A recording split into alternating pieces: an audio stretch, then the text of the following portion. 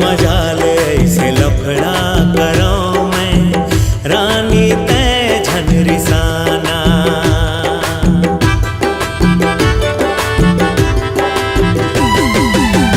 रोजे रोजे का भाटा खवाथस कभू तय मछरी खवाना।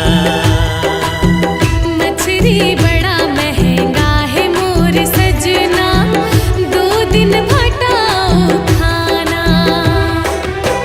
तय हंस मालकिन घर के मैं गुलाम वो होके मोर जिंदगी हाँ अब तो तोरी नाम वो।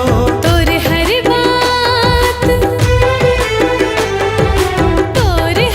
बात में मान हूँ सजन मोला, पड़े ते घुमा देना।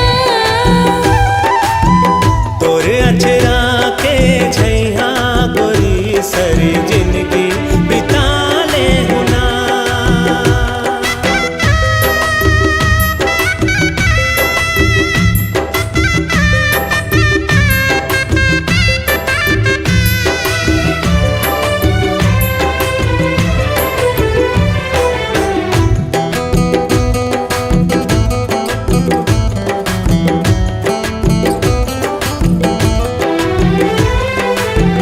गोरी तोर लुगरा बड़ा नीक लागे, झुमका घलो नीक लागे। वह मोर बाई अपन तारीफ सुन के देख तो कैसे लजागे।